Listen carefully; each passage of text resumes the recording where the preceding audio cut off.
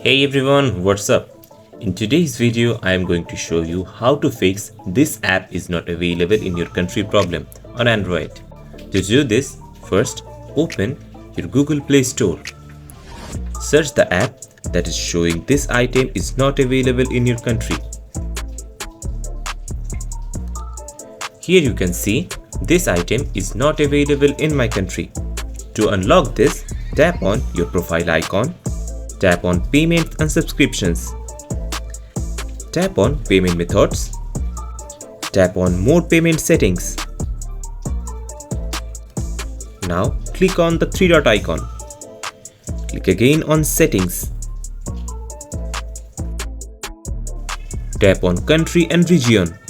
Here you will find Create a new payments profile. Tap on Continue. Choose your country. Tap again on Continue. Now again, go back to your profile icon. Tap on Settings. Then General.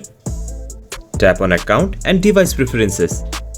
Now select your new country. And that's it. Your problem is now solved.